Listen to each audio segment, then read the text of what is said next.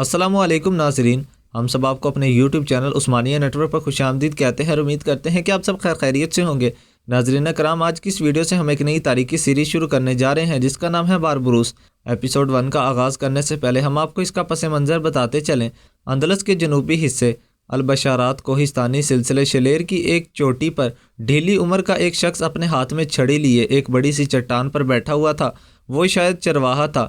اس بوڑھے کی نگاہیں بار بار کوہستانی سلسلے شلیر کی چوٹی سے دریائے فردیش کے کنارے راہبوں کے لیے بنی ہوئی خانقاہوں کی طرف اٹھ جاتی تھی۔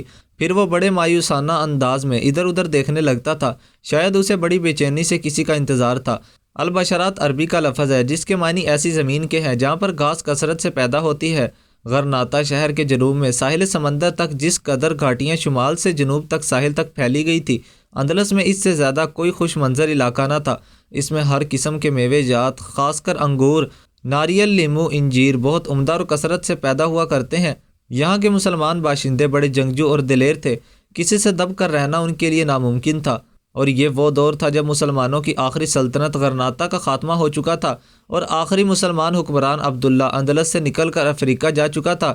اسپین کے نصرانی حکمران مسلمانوں پر ظلم اور جبر کرتے ہوئے انہیں زبردستی نصرانی بنانے کی کوشش کر رہے تھے۔ مسلمانیوں کی بدقسمتی، جب مسلمان اسپین پر حملہ آور ہوئے، یورپ والے انہیں مورس کے نام سے پکارتے تھے، اور جب اسپین میں مسلمانوں کی حکومت ختم ہوئی تب اسپین کے حکمرانوں نے مسلمانوں کو زبردستی عیسائی بنانا شروع کیا، اور جو لوگ عیسائی بنا لیے جاتے انہیں حقارتانہ مارکوس کہہ کر پکارا جاتا تھا۔ جن مسلمانوں کو زبردستی نصرانی بنا لیا جاتا تھا وہ کلیسیاؤں میں ضرور جاتے تھے، لیکن گھر آ کر دروازے بند کر کر 5 وقت کی نماز بھی پڑھتے تھے۔ اسی لیے اپنے جانوروں اور اپنے ناموس کو بچانے کے لیے بظاہر انہوں نے نصرانیت قبول کر لی تھی، لیکن باطن میں وہ اپنے دین سے منسلک رہے۔ گو نصرانیوں نے ان کے حکمرانوں کو مطمئن کرنے کے لیے کلیسائی میں شادی کرتے تھے، لیکن گرجا جا کر بڑی رازداری کے ساتھ اسلامی رسومات کے مطابق اپنے نکاح کا بھی اہتمام کر لیتے تھے۔ البشارات کے علاوہ جہاں کہیں بھی مسلمان تھے انہیں مجبور کیا جاتا تھا کہ وہ ہر صورت میں نصرانیت قبول کریں۔ صرف البشارات میں جو جنگجو قبائل بیٹھے ہوئے تھے وہ ابھی تک ان پابندیوں سے آزاد تھے، اسی لیے آئے دن البشارات کے مسلمان جنگجو قبائل اور ہسپانیہ کی نصرانی انتظامیہ کے درمیان جھڑپوں اور لڑائیوں کا سلسلہ جاری رہتا تھا۔ یہ وہ بدترین دور تھا کہ ہسپانیہ کے نصرانیوں نے مسلمانوں کو ہسپانیہ کی حکومت سے بالکل محروم کر دیا تھا، اور اب ہسپانیہ کے حکمرانوں کے حوصلے اور دلے اس قدر بڑھ گئے تھے کہ سمندر کی پٹی کو عبور کرنے کے بعد انہوں نے شمالی افریقہ کے ایک کافی بڑے مسلمان علاقے پر بھی قبضہ کر کر وہاں خاصاً بڑا لشکر بھی رکھ دیا تھا جو نہ صرف اس علاقے کی حفاظت کرتا تھا بلکہ اس علاقے میں راہبوں کی خانقاہیں اور کلیسیائی تعمیر کرنے کے بعد وہاں بھی نصرانیت کی تبلیغ کا کام شروع کر دیا گیا تھا۔ جہاں تک ہسپانیہ کے مسلمانوں کا تعلق تھا وہ اب اپنے ماضی کی عظمتوں اور اپنے اسلاف کے وقار سے کٹ چکے تھے۔ اپنے حال سے وہ قطعی طور پر غیر مطمئن اور اپنے مستقبل میں تاریکی کے سوا کچھ محسوس نہ کرتے تھے۔ البشارات میں جو قبائل اپنی آزادی بحال رکھے ہوئے تھے ان کے 2 بڑے گروہ تھے۔ پہلا گروہ عدنانی کہلاتا تھا اور ان میں عربیوں کے قبیلے بنو ہاشم، بنو امیہ، بنو مخروم اور بنی فہر، بنی کنانہ، بنی حزیل اور کافی شامل تھے۔ کہتانوں میں زیادہ تعداد بنی اوس و بنی اخراج کی تھی جو انحصار کہلاتے تھے، جنہوں نے مدینہ منورہ میں حضور اکرم صلی اللہ علیہ وسلم کی مدد کی تھی۔ یہ لوگ کثرت سے اپنے وطن کو خیر باد کہہ کر اندلس میں آباد ہو گئے تھے۔ خاص مدینہ میں تقریباً ان کا کوئی آدمی نہ رہا تھا۔ ان دونوں کہتان قبیلے کے سردار کا نام کعب بن عامر اور عدنانی قبائل کا نام سعد بن سلامہ تھا۔ کہتانی سردار قبال بن عامر کا بیٹا مغیرہ بن کعب 2 بیٹیاں نابیل اور معاذ تھی، جبکہ عدنانی قبائل کے سردار سعد بن سلامہ کی صرف ایک ہی بیٹی تھی، نام جس کا نبیرہ تھا۔ بہرحال یہ جنگجو قبائل اکثر و بیشتر ہسپانیہ حکومت سے اپنی آزادی برقرار رکھنے کے لیے برسر بیکار رہتے تھے۔ اندلس میں مسلمانوں کے لیے انتہا درجے کا برا اور بدترین دور تھا۔ جبلی شلیر کی چوٹی کے اوپر جو چرواہا بیٹھا ہوا تھا اور نیچے بار بار دریائے فردیش کے کنارے نصرانی راہبوں کی خانقاہوں کی طرف دیکھ لیتا تھا، کچھ دیر ایسی ہی کیفیت میں پتھر پر بیٹھا رہا، اپنی پریشانی اور الجھن کا اظہار کرنے کے لیے کبھی کبھی وہ بڑے زور سے اپنے ہاتھ پر پکڑی چھری زمین پر مارتے ہوئے غصے اور غفقی کا اظہار کرتا تھا۔ پھر اسے انجانے کیا سوچی اٹھ کھڑا ہوا۔ کچھ دیر وہ انتہائی مغموم انداز میں چوٹی سے نیچے بہتے دریائے فردیش کی طرف دیکھتا رہا۔ اس کے بعد وہ انتہائی دکھ اور کرب میں اس کی پشت کی جانب سے 2 انتہائی نو عمر اور نوخیز لڑکیاں گھوڑوں کو دوڑاتی ہوئی آئی تھی۔ ایک سیاہ فام حبشی بھی گھوڑے پر سوار ان کی نگرانی کر رہا تھا، شاید وہ ان کا کوئی غلام ہوگا۔ کوہستانی سلسلے کے اوپر آ کر دونوں لڑکیوں نے اپنے گھوڑوں کو روک دیا، نیچے اتری اور ان کی طرف دیکھتے ہوئے سیاہ فام حبشی بھی اپنے گھوڑے سے اتر گیا اور تینوں گھوڑوں کو پکڑ کر کھڑا ہو گیا۔ دونوں لڑکیاں انتہائی درجہ کی خوبصورت اور پرجلال تھی، دونوں شکل و شباہت میں ایک دوسرے سے کافی ملتی تھی۔ چھوٹی لڑکی چرواہے کے قریب آئی اور بڑے احترام میں اسے کہنے لگی، عمر مزن بن زبیر، میں دیکھتی ہوں کہ آپ خلاف معمول نیچے دریائے فردیش کے کنارے راہبوں کے خانقاہوں کی طرف بڑی بے چینی سے دیکھ رہے تھے۔ میں نے آپ کی اس حالت کا اندازہ بلندی کی طرف آتے ہوئے کر لیا تھا۔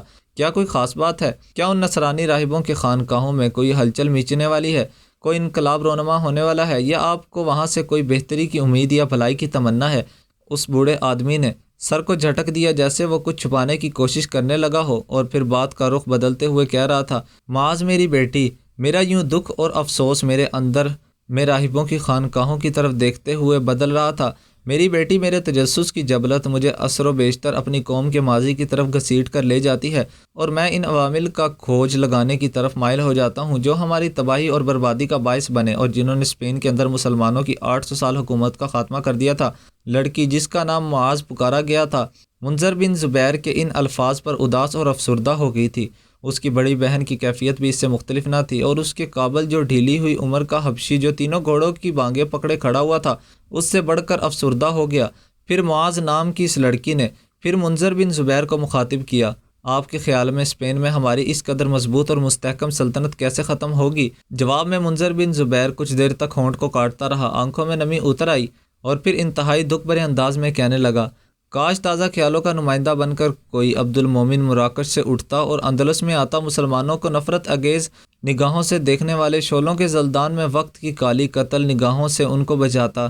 آنکھوں میں نا امیدی کی ایسی کیفیت تھی جسے منزل کے قریب کسی مسافر سے اس کا سہارا اثاثہ چھین لیا ہو۔ اس کی کیفیت دیکھتے ہوئے معاذ، اس کی بڑی بہن نابیل اور اس کا حبشی غلام بسیط تینوں ہی اس افسردگی میں شامل ہو گئے۔ پھر ان تینوں نے دیکھا منذر بن زبیر نیچے راہبوں کی خانقاہوں کی طرف دیکھتے ہوئے چونک پڑا تھا، اسی لیے ان خانقاہوں میں سے ایک کے اندر سے 2 راہب نکلے تھے، ایک خوب جوان اور دوسرا بھی نوعمر لڑکا سا تھا۔ دونوں ایک ہی جیسا راہبانہ لباس پہنے ہوئے تھے۔ معاذ نے شاید منذر بن زبیر کی اس کیفیت کو بھانپ لیا تھا، لہٰذا اپنی بڑی بہن کو اشارہ کرتے ہوئے اس نے گھوڑے کی ایڑ لگا دی تھی۔ اس کی طرف دیکھتے ہی اس کی بڑی بہن بینابیل اور بسیط دونوں اپنے گھوڑے کی ایڑ لگا کر پہنچے۔ تھوڑی ہی دور جا کر معاذ اپنے گھوڑے سے اتر کر ایک چٹان کی اوٹ پر بیٹھ گئی تھی۔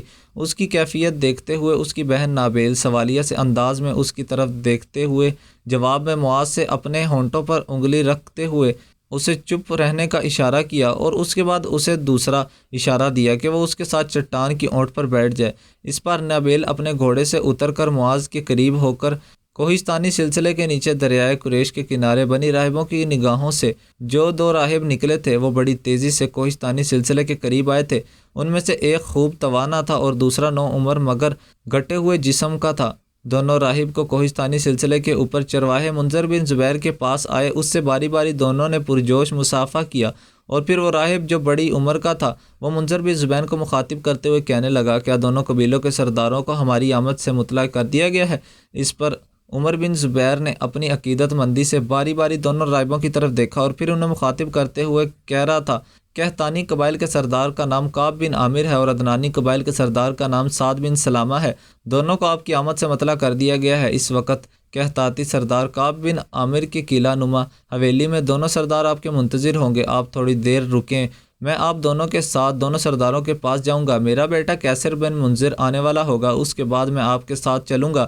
یہاں تک کہتے ہی منذر بن زبیر کو رک جانا پڑا، اسی لیے ایک نوجوان بھاگتا ہوا کوہستانی سلسلے پر چڑھاتی دکھائی دیتا تھا۔ وہ اوپر آیا تو وہ بری طرح کانپ رہا تھا۔ اس کی طرف اشارہ کرتے ہوئے منذر زبیر کہنے لگا، یہ میرا بیٹا کیسر ہے، اب آئیں میں آپ کے ساتھ چلتا ہوں۔ کیسر بن منذر قریب آیا تو تینوں سے سلام کیا۔ دونوں راہب خوش کن انداز میں اس سے ملے، پھر وہ منذر بن زبیر کے ساتھ ہو لیے۔ ایک جگہ رک کر بڑے راہب نے منذر بن زبیر کو مخاطب کیا، یہ کوہستانی سلسلے کے سامنے جو بستیاں دکھائی دے رہی ہیں یہ دونوں سرداروں میں سے کس کی ہیں؟ منذر بن زبیر نے کچھ سوچا اور پھر کہنے لگا، سامنے دکھائی دینے والی بستیاں کہتائی قبائل کی ہیں۔